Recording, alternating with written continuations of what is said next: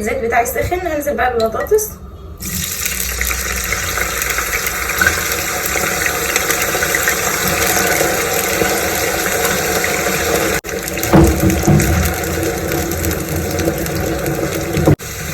بس خلاص البطاطس بتاعتي كده خلاص خلصت، هشيلها بقى.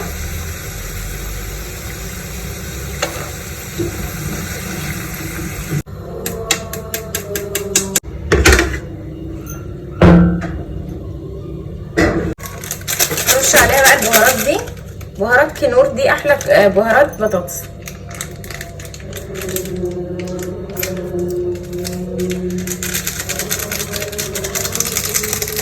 هنجيب بقى الحاجات بتاعتنا اللي هنستعملها، جبنه موتزاريلا، جبنه ميكس، كاتشب سبايسي او كاتشب عادي، ومايونيز.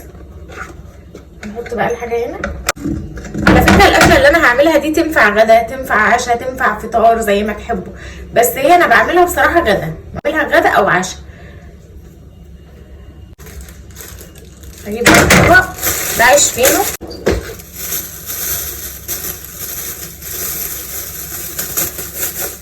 انا هلبسه عشان انا همسك الجبن بايديا. الفتحه بتاعته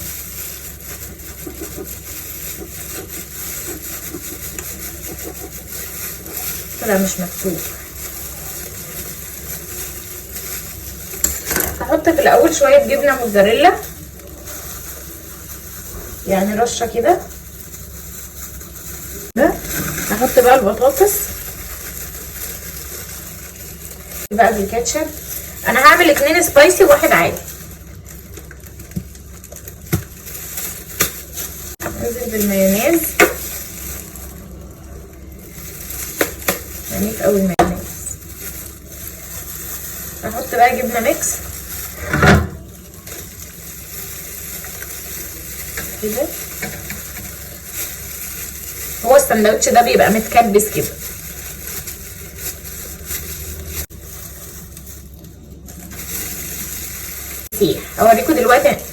هوريكم دلوقتي انا هعمل فيه ايه.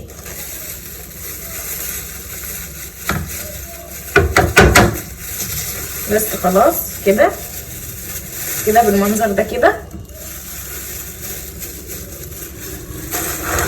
هحط ده هنا، هعمل واحد، هخلص انا بقى وارجع لكم. باي. بس خلاص انا خلصت السندوتشات اهي. هبدا بقى ان انا اجيب الجريل بتاعي.